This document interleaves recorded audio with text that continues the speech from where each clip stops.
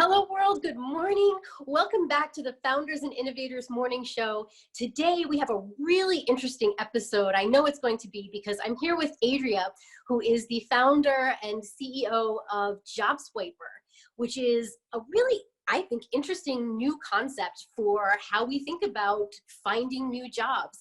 So Adria, welcome, and tell us more about JobSwiper and how you got this idea.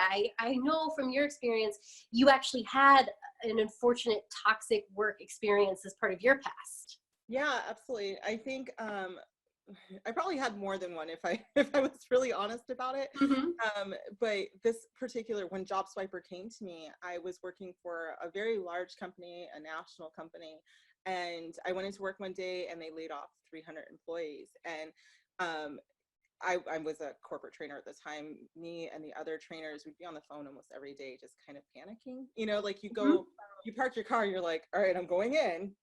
Is today the day? You know, like, are they going to meet me today? So we were all kind of frantically looking for new employees or new employers. And one of my coworkers mentioned the fact that she got ghosted by a recruiter after doing like a really solid job, you know, during the interview process. You know, we're corporate trainers, so you have to present and everything. And she said, the manager came up to her, the recruiter came up to her, just like, you did so great. And so she's like, I got the job.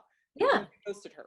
And so I was like, this is exactly like dating, only we don't have that same ability that you get on, you know, dating sites where you have a lot more control over what you're looking for and who is looking for you, you know. So if on a dating site a person matches with you and you're like, oh god, no, you know, like this is not going to work out, you never see them again. You can just swipe left or you can block them or whatever, and you're just never going to see them again. But we don't do that with jobs. So it was those two moments and the realization that, you know, you shouldn't go into work every day sick because you're terrified of being let go, you know, or any reason that you're terrified. People are, it could just be your work environment.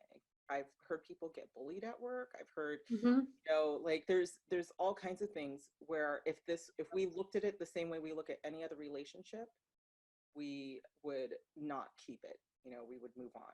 So that was how it was born, was realizing you're in a long-term relationship, you should treat yourself better.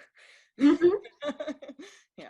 No, I think it's a really beautiful analogy because there's a real truth to that when it comes to our work, we probably spend just as much, if not more time at work than at home in our personal lives. And the relationships we make at work are going to be some of the most important relationships that we make in our lives.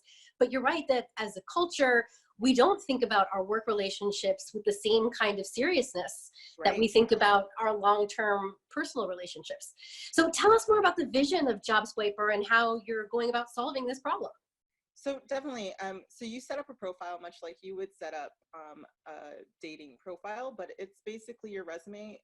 You do get a little bit more personalization so that people can really, a recruiter can see who you are, you know.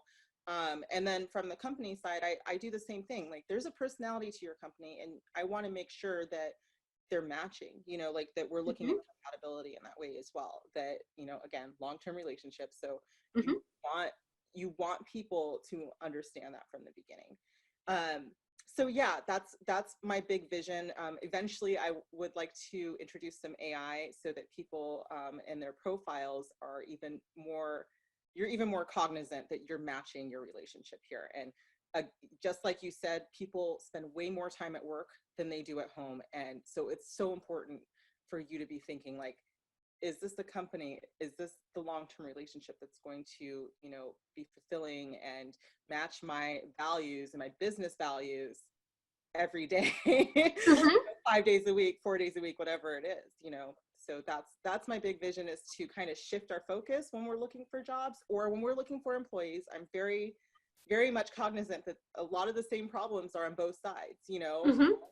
So I really am shifting that focus, and people should be looking for long-term relationships and if this is the right match for you rather than just a paycheck, you know, or good benefits or whatever it is. So Yeah. So on the topic of AI, I know one of the things that a lot of early stage founders struggle with, they have the spark of insight for a new business, but then there's that question of, okay, how do I actually build out this technology? And do I find a CTO as a co-founder, or how do I actually go about approaching tech? Can you tell us a little bit about how you dealt with this issue? Yeah, and this is one of the big things. As soon as I was having this conversation with my coworker back then, the first thing I did was look into the technology and how I could get that built. I'm tech savvy. I've worked for tech startups before, but I cannot code. Not yet. Mhm. And it was one of those things where I was like, okay, I can either take the time and put in money to learn how to code, or get this idea going right away. And I felt like it was important to get it going right away. So I went in looking for a vendor to create the app for me.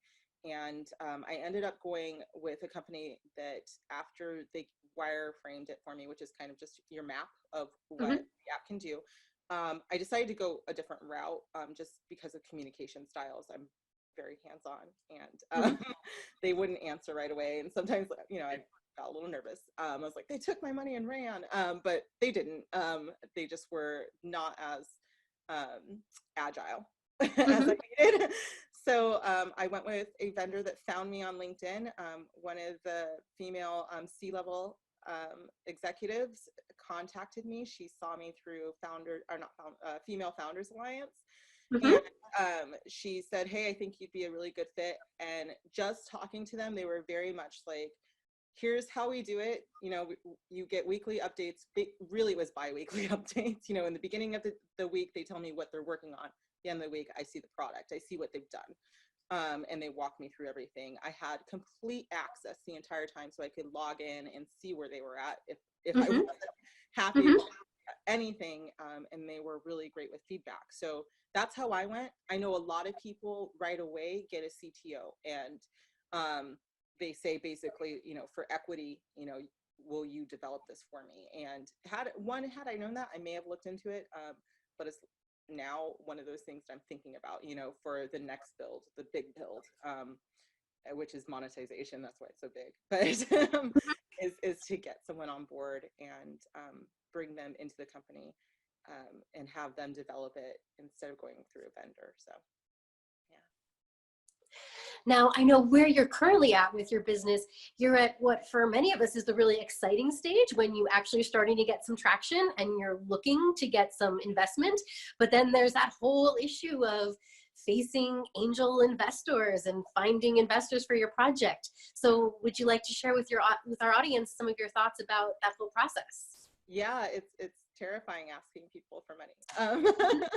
Yeah, it's definitely. So I had a really cool conversation with a VC firm out in Atlanta, that is ran by women, and she reached out to any female founder and said, if you guys need questions answered, just call me. And so I did. And she was like, I would definitely look at getting an angel investor for the second build.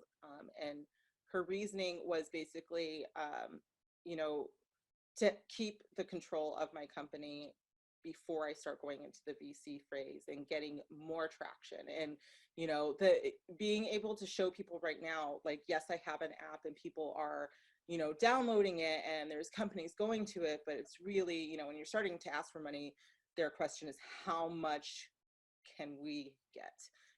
Like, so Mhm. it needs to be monetized. So I'm definitely looking for an angel investor at that point, or at this point.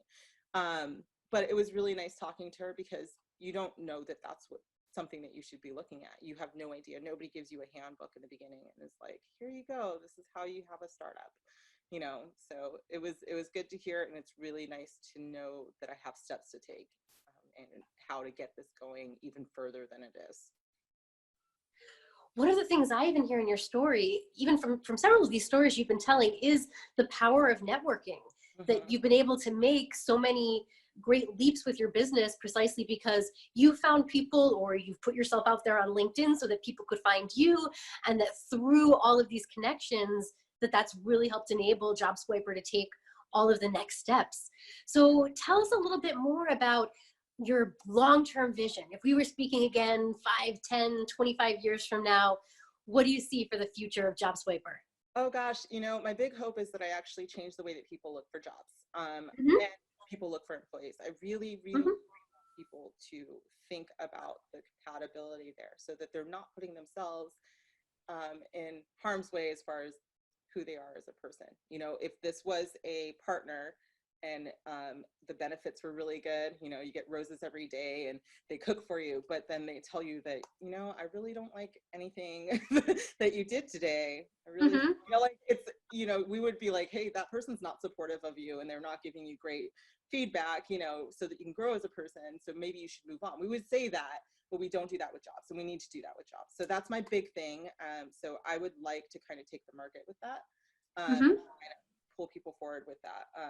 The other thing is definitely, as far as the technology is going, and AI is such a big thing right now, but it has such a place within my app that I want people to, you know, you're getting such personalized results with Job Swiper. You're getting exactly what you're looking for. And I want people to think about that every time they're going into a job search. One of my things was, as a corporate trainer, with all of the other sites, I was on every single one because, again, was mm-hmm, terrified of being laid off. But I would get home and in my email inbox or, on my apps, it would say, we found a new match for you, or we found 50 matches that matched corporate trainer jobs. And you come in and 49 of them were personal trainer jobs. And so like, I just want people to get what they're asking for. And I want that from the job seeker, but also from a company's point of view. You want mm-hmm. that perfect person as well. You want somebody that's going to stay with you and really help your vision as a company leader as well. So that's my big thing. It's a dream. I want everybody to love where they're working. Mm-hmm. Yeah. And I see that your company even has such potential for so many people in our audience of entrepreneurs, because hopefully all of us, we get to the stage where we are building successful companies where we're looking to hire people. And Yes. when we're on that other side of the table where we're the employers and we want to find the perfect matches, Yes. I think there's a lot of future for this idea. So I can't wait to see what you do with it. So tell people, if they're interested to find out more about Job Swiper or to network with you, how can they find out more? Well, I am on a Founders Live. You can find me on there, but also go to www.job-swiper.com. If you are an entrepreneur, even if you have not hired yet, but you will, go ahead and sign up at admin.job-swiper.com. That would make me very happy, and you can also get to me a lot easier that way if you have any questions or feedback. So that's basically job-swiper.com is the easiest way. Perfect.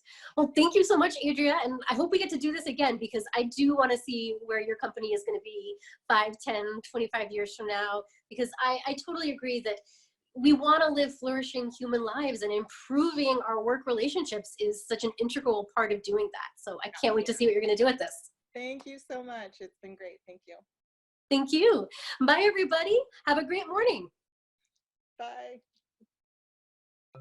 Thanks for joining us today. Please don't forget to subscribe, review, and share this show. If you'd like exclusive content and behind-the-scenes insight, for just $4 a month, you can support us at buymeacoffee.com. Now, go make it a great day. Ask me why.